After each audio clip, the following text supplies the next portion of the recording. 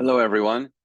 As we have very unfortunately been saying these last weeks, that rather than simply saying Shabbat Shalom, we are deeply seeking the Shalom in our Shabbat as we continue another difficult week for Am Yisrael, for the entirety of the nation of Israel, for the entire Jewish community worldwide. We enter the Torah portion of Vayera. Vayera has a lot of very interesting components to it. The creation, the first note, the first establishment of the concept of hospitality is in this week's Torah portion, of the concept of Jewish hospitality, as Abraham welcomes three guests who we find out are angels. We get to hear about Isaac this week because Sarah gives birth, so we get to hear about that, and we get to hear about Sodom and Gomorrah.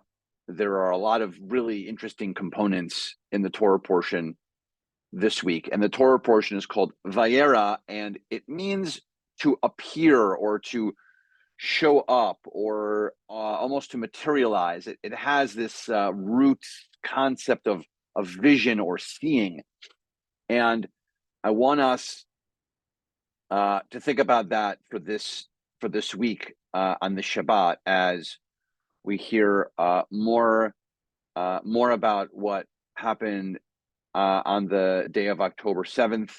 We hear more about what's happening with the IDF.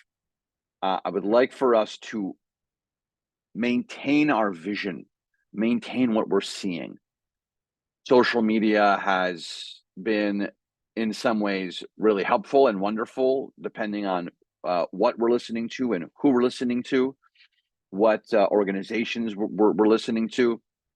And it also has been treacherous in terms of providing a myriad of false information and a ton of claims that are unsubstantiated and false. And so I would like for us to maintain our vision, maintain what we see, and for us to continually be vigilant as a community. We had these beautiful weeks of drives, supply drives, where people have brought many items to us here and delivered many things, and we've had these discussions.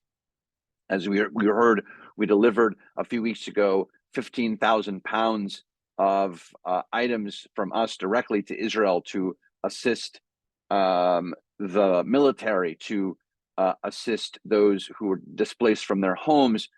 So many wonderful things. But I will tell you that the number of these donations has slowed. And so Israel still needs us to see how we can help, to see how we can not just see visually, but also see and then take action. And so I hope that we'll be able to do that. We're also seeing an unbelievable rise of anti-Semitism, and it pains all of us. And so it's important for us to see through that as well, and to seek the agencies and the proper terminology and the proper information and historical knowledge to be able to respond to these horrific posts and horrific statements, things we are seeing on the news. This is the opportunities for us to really make intelligent responses and give opportunities to teach properly actually what's going on.